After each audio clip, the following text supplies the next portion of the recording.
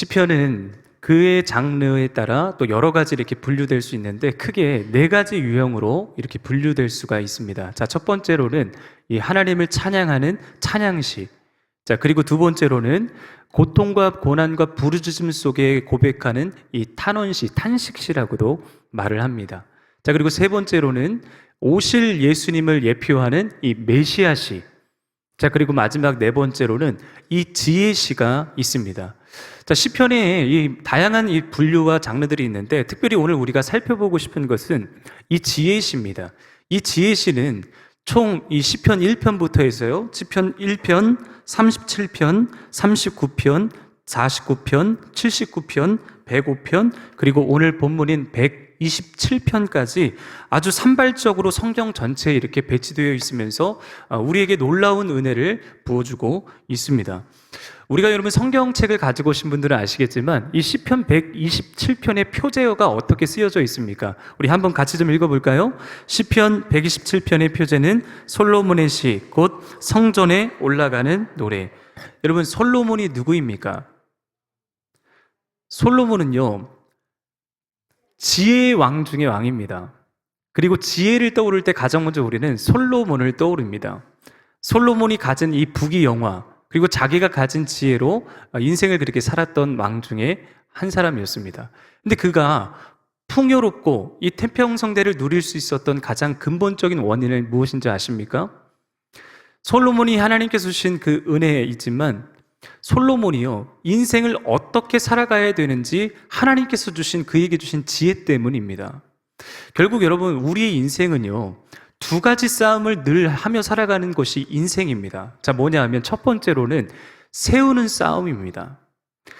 각자 사람마다 우리는 인생이라는 것을 설계해 갑니다. 모두가 다 건축자입니다. 내가 내 인생을 어떻게 세워갈 것인가에 대한 계획을 가지고 있습니다.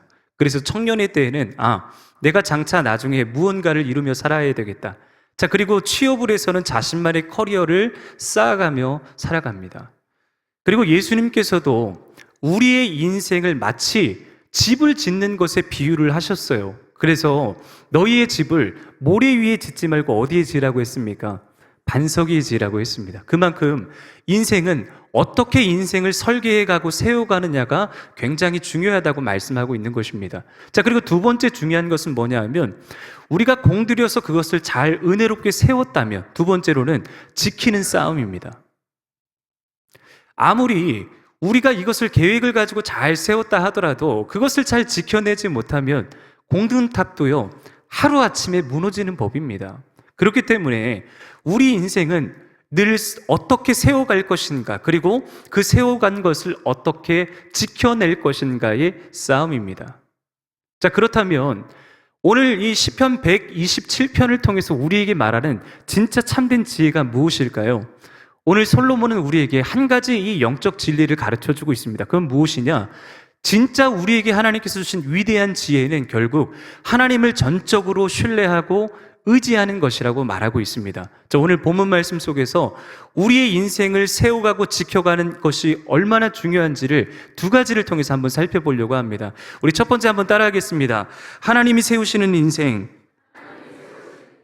자, 우리 본문 1절 말씀을 한번 같이 읽겠습니다. 1절입니다. 여호와께서 집을 세우지 아니하시면 세우는 자의 수고가 헛되며 여호와께서 성을 지키지 아니하시면 파수꾼이 깨어있음이 헛되도다. 오늘 솔로몬은 한 가지 우리의 인생에 있어서 지혜를 가르쳐 주는데 결국 우리의 인생은 하나님이 세우시지 않으면 그 세우는 자의 수고가 헛되도다 말하고 있습니다. 여러분, 솔로몬은 누구입니까? 솔로몬은 하나님의 성전, 이 예루살렘 성전을 가장 크고 화려하게 아름답게 지었던 그런 인물입니다. 그런데 많은 사람들이 솔로몬은 진짜 너무 편하게 성전 건축을 한 게 아니냐. 왜냐하면 다윗이 솔로몬을 위해서 이미 성전 건축에 쓰일 재료들, 사람들을 다 준비해 주었습니다. 우리 말씀을 좀 한번 같이 읽어볼까요? 우리 역대상 22장 14절로 15절 말씀입니다. 내가 환난 중에 여호와의 성전을 위하여 금 10만 달란트와 응 100만 달란트와 녹과 철을 그 무게를 달 수 없을 만큼 심히 많이 준비하였고 또 제목과 돌을 준비하였으나 너는 더할 것이며 또 장인이 내게 많이 있나니 곧 석수와 목수와 온갖 일에 익숙한 모든 사람이니라.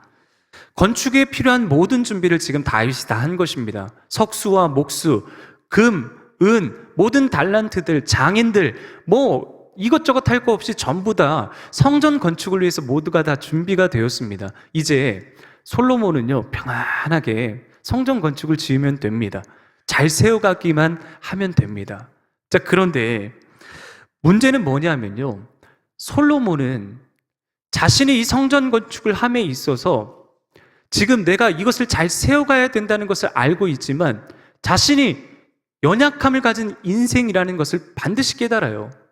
여러분, 성전 건축을 할 때 우리 인생에 있어서 찾아오는 변수들이 항상 있습니다.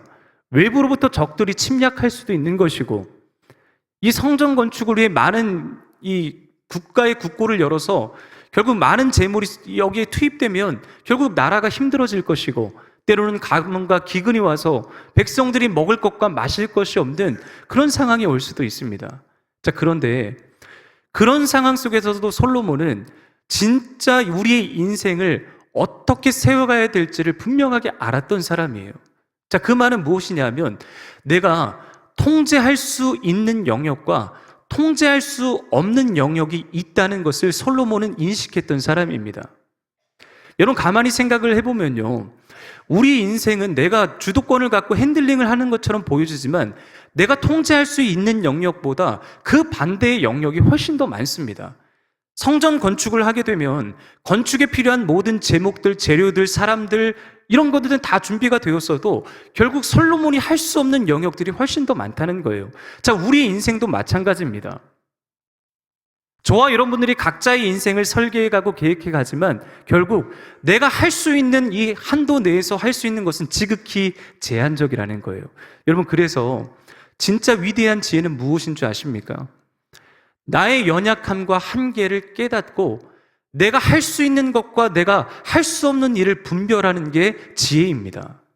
여러분, 성경에서는요, 끊임없이 이걸 우리에게 가르쳐주고 있습니다. 우리가 우리 인생을 통제할 수 있는 것은 한계가 있다는 것입니다.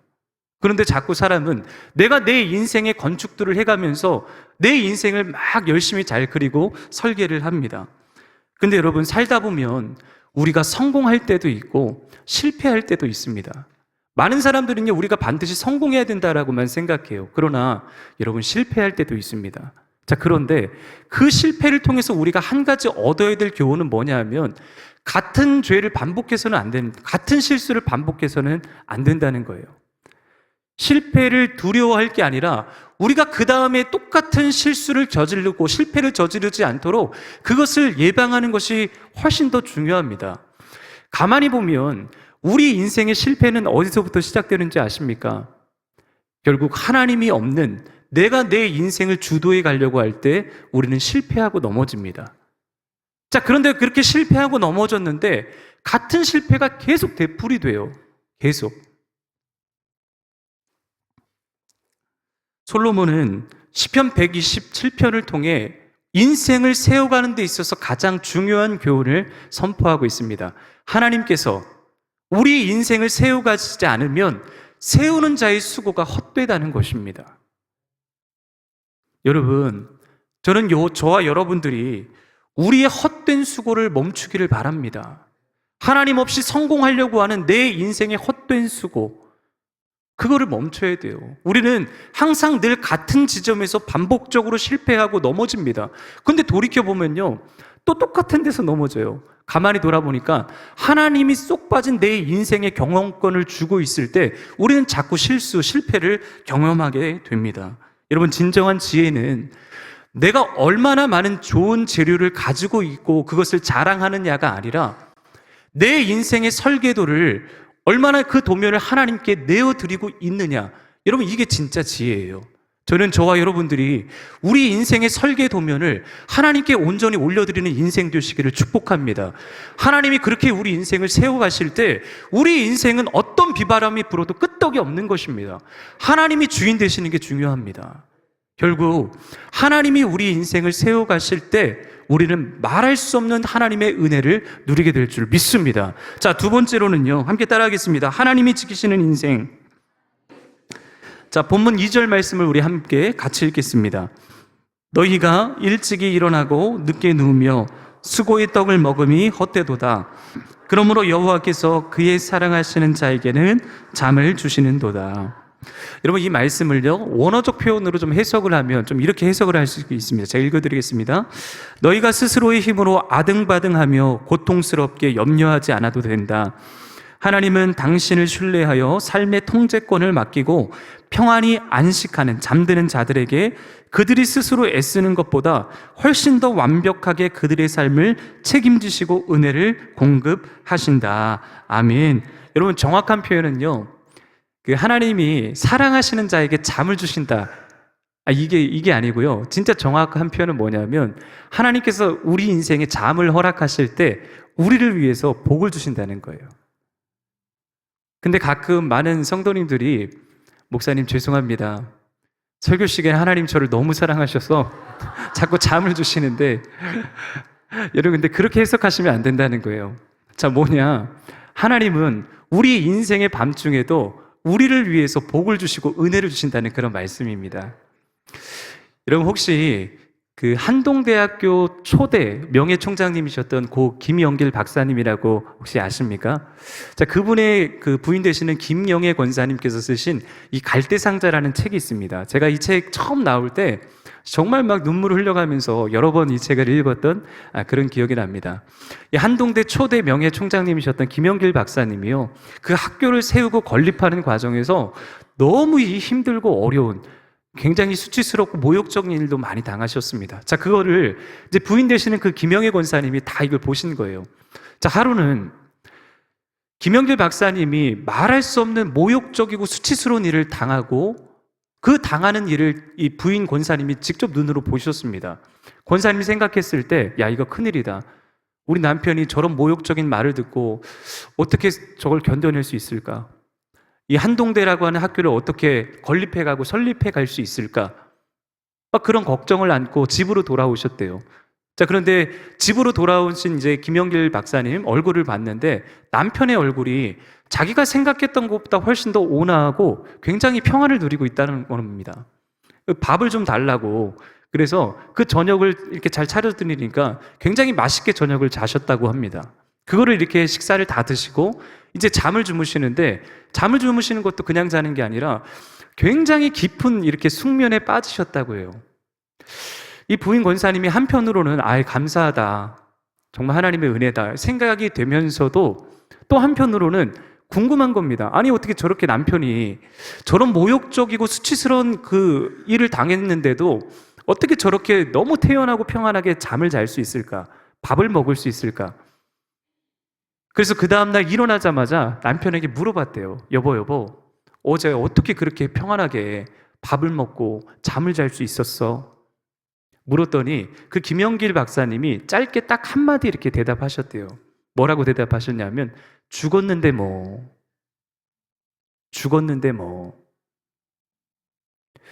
여러분, 이 말에는요, 여러 가지 의미가 함축적으로 담겨져 있습니다. 죽었다고 하는 것은 결국 내 자아가 죽고 내 생각이 죽고 내 뜻이 죽었다는 거예요. 자, 그리고 반면에 죽었다고 하는 것의 반면의 뜻은 반대의 뜻은 뭐냐면, 누가 살았는가? 그리스도가 사셨다는 겁니다. 갈라디아서 2장 20절에 나는 그리스도와 함께 십자가에 못 박혔나니 이제는 내가 사는 것이 아니요 내 안에 그리스도께서 사시는 것이라. 여러분, 예수를 믿는 것이 무엇입니까? 나는 죽고 내가 생각했던 통제권을 하나님께 온전히 내어 맡겨드리는 것입니다. 이제는 내가 사는 인생이 아니라 내 안에 예수님께서 사시는 인생이 되도록 살아가는 거예요. 그러니 내가 죽었는데 뭐. 모욕적인 일과 수치스러운 일을 당해도 거기 아랑곳하지 않고 그리스도로 나는 살기 때문에 그거 전혀 개의치 않는다는 것입니다. 여러분, 믿음이 무엇입니까?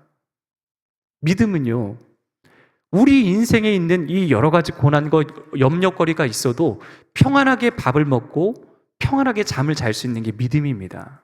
믿음은 눈에 보이는 현상에 주목하는 것이 아니라 눈에 보이지 않는 실상, 하나님의 일하심과 약속을 보는 게 진짜 믿음입니다. 오늘 하나님은요, 그걸 우리 인생에게 요구하세요. 인생은 세워가는 것보다 훨씬 더 중요한 게 있습니다. 뭐냐? 그 세워가는 것을 어떻게 지킬 것인가? 이 지키는 싸움을 잘 하셔야 됩니다. 그래서 예수님은요, 우리 인생에게 수고하고 무거운 짐을 지고 가는 우리 인생에게 오라고 부르세요. 오라. 마태복음 11장 28절에 수고하고 무거운 짐진 자들아 내게로 오라. 내가 너희를 쉬게 하리라. 여러분, 여기에서 말하는 쉼, 이 예수님의 초청을 보세요. 수고하고 무거운 짐은 우리 인생 모두가 다 지는 짐입니다. 여러분, 보이진 않지만 우리 머릿속에 짐을 막 이렇게 다 지고 있어요. 여기 저에도 이 짐이 보이십니까? 여러분, 사람은 누구나 다 짐을 지고 살아갑니다. 자, 그런데 예수님께서는요, 우리 인생의 그 수고하고 무거운 짐을 안고 나에게 오라고 말씀하세요.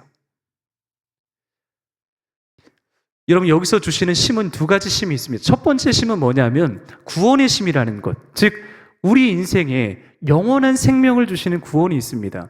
예수를 내 인생의 왕과 구주로 고백했을 때 그 주님을 믿고 그 주님을 믿는 믿음으로 우리는 구원을 받고 영생을 얻습니다.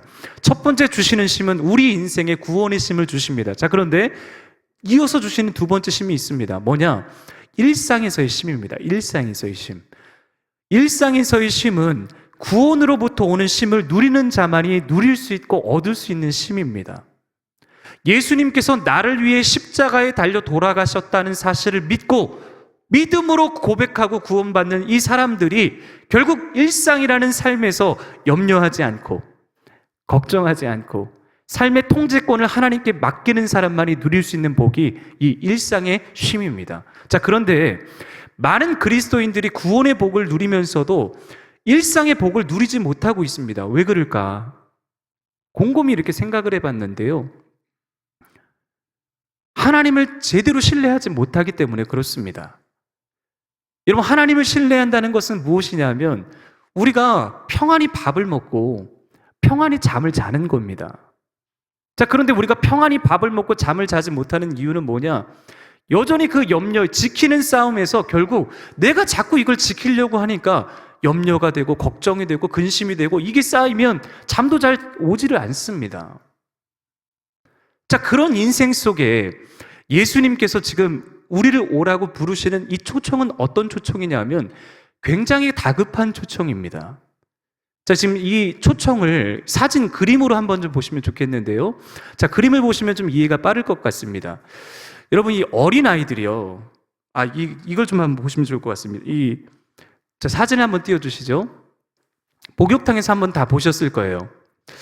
목욕탕에 들어갔을 때 특별히 이 주인이 이거 문구를 많이 써놓죠. 맡기지 않으면 책임지지 않습니다. 자, 근데 반대로 뭐라는 거예요? 맡기면 책임을 진다는 거예요. 여러분, 하나님도 마찬가지입니다. 맡기면 책임을 지시는 분이세요. 그런데 자꾸 우리가 맡기지 못합니다. 왜냐하면 염려가, 걱정이 자꾸 우리 마음과 인생 속에 엄습해 오기 때문에 그렇습니다. 자, 그 다음 사진에 한번 그림을 좀 보여주시죠. 자, 주님이 우리에게 초청하시는 그 부르심은요, 단순한 부르심이 아니라 살고 죽는 생사의 문제라는 것입니다. 오늘 여기 보십시오. 어린아이들이 자기가 열심히 이 공놀이를 하고 있습니다. 자, 그런데 공놀이에 너무 깊이 빠지면 지금 자기가 위험한 순간에 처했음에도 불구하고 잘 깨닫지 못할 때가 있어요. 자, 그러면 그 모습을 본 부모는요, 가만히 있지 않습니다. 어떻게 하냐? 그 자리에서 빨리 나와라. 얘야, 빨리 나오거라. 다급하게 불러요. 왜냐? 위험하니까. 그대로 있으면 차에 치일 수도 있으니까. 그러면 아이는요, 두 가지 반응을 보입니다. 자, 첫 번째 반응은 뭐냐면 부모님의 목소리, 음성을 듣고 즉각 순종해서 나오는 아이가 있습니다. 자, 이 아이는 건짐을 받는 거예요. 자, 그런데 그런 부모님의 다급한 소리를 들어도 이런 아이가 있습니다. 아니, 내가 이렇게 재밌게 잘 노는데 뭐 내버려 두지. 자, 이런 아이는요, 앞으로 자기에게 다가올 위험이 어떤 건지를 모르고 그 자리를 안주하며 살아가요. 자, 그러면 이제 깨달을 때는 여러분 이미 늦은 것입니다. 예수님이 지금 우리를 부르시는 그 부르심은요, 단순한 부르심이 아니라는 것입니다. 생사의 문제입니다. 여러분, 우리는 이 부르심을 너무 가볍고 쉽게 생각할 때가 너무 많습니다. 자, 그러나 오늘 수고하고 무거운 짐을 지고 가는 인생들에게 나에게 오라고 하는 것은 진짜 우리의 인생을 지켜주시고 세워가시려고 하는 하나님의 섭리가 있다는 것입니다. 여러분, 어린이가 아니라 어른들이라고 해서 여러분에게 닥치는 위험을 다 이해할 수 있습니까?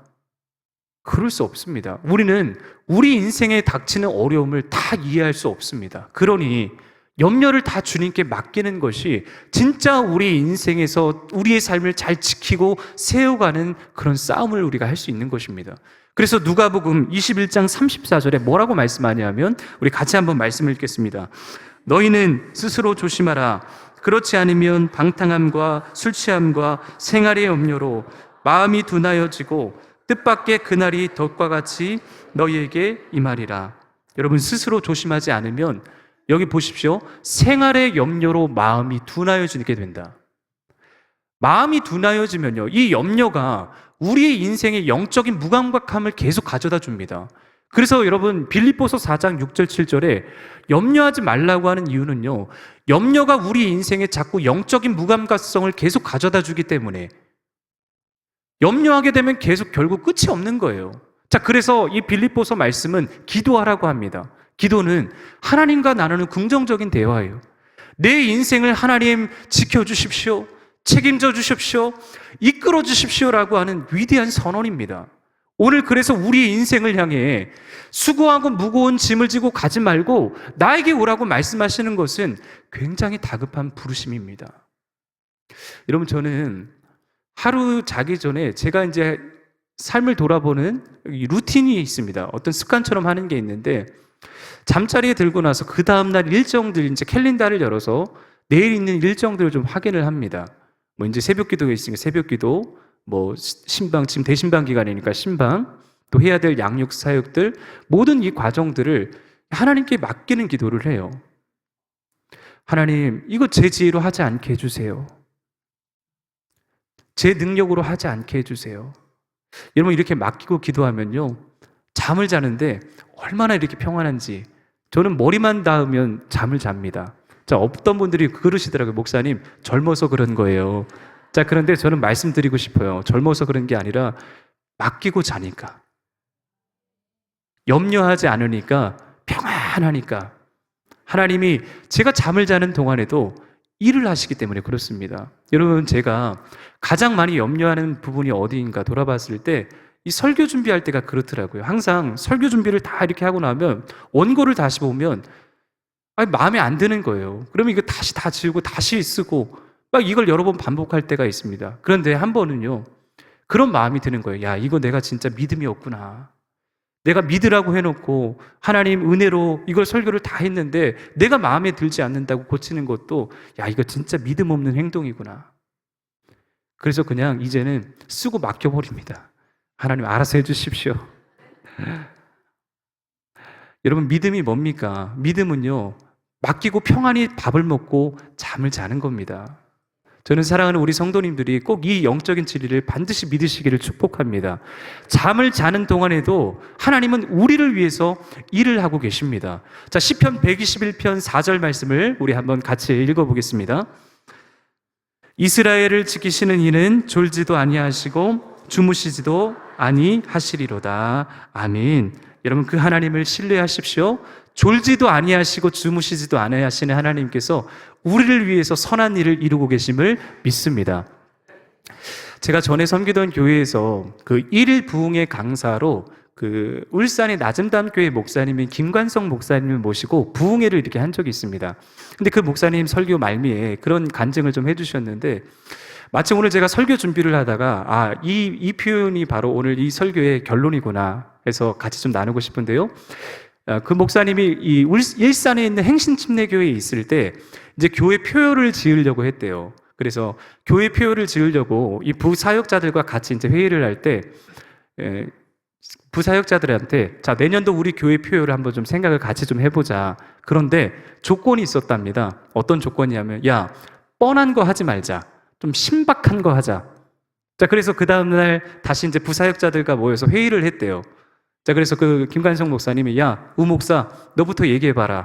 아, 목사님, 제가 생각했던 것은 말씀과 기도로 그거 하지 말고. 내가 그거 하지 말라 그랬잖아. 자, 너 박형근이, 너 얘기해봐라. 아, 목사님, 제가 생각했던 거는 은혜와 진리가 충만한 교회. 야, 그거 하지 말라니까? 야, 너 김 목사, 너 한번 얘기해봐.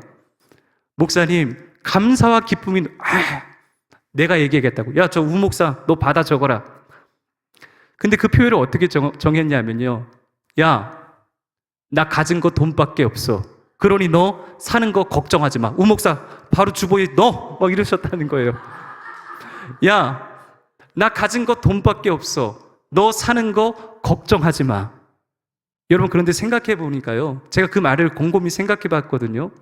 이 돈이라고 하는 게 결국 우리 생활의 염려지 않습니까?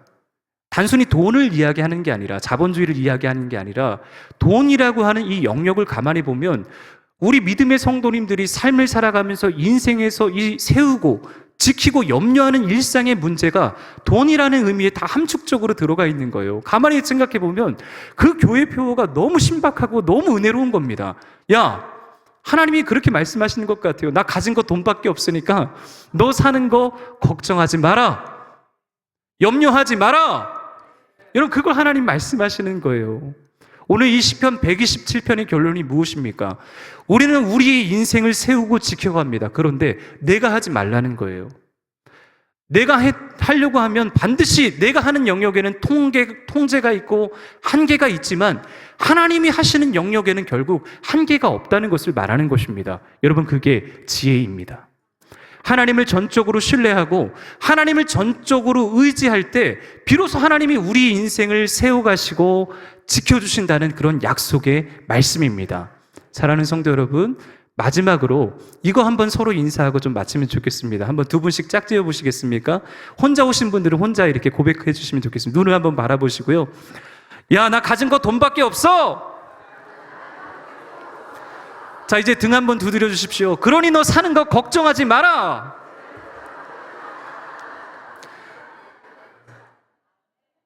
사랑하는 성도 여러분, 하나님이 우리에게 염려하지 말라고 말씀하셨습니다. 염려하지 마시고 믿음으로 한 주간 승리하는 우리 모두가 되시기를 주님의 이름으로 축복합니다. 기도하겠습니다. 아버지 하나님, 오늘 말씀을 통해 우리 인생의 참된 건축자이시며 파수꾼은 오직 하나님 한 분뿐임을 믿음으로 고백합니다. 하나님, 내 힘과 노력만으로 인생의 집을 세우고 내가 가진 것을 지켜보겠다고 아등바등하며 밤잠을 설쳤던 우리의 연약함을 이 시간 십자가 앞에 다 내려놓습니다. 이제 우리의 헛된 수고와 무거운 짐, 그리고 세상의 근심과 염려를 내려놓사오니 주님, 일하여 주시고 우리 인생을 세워주시며 지켜주셔서 하나님의 지켜주시고 인도하시는 은혜를 날마다 누리며 살아가는, 염려하지 않는 우리 초원의 모든 가족들이 되게 하여 주시옵소서. 예수님의 이름으로 기도하옵나이다. 아멘.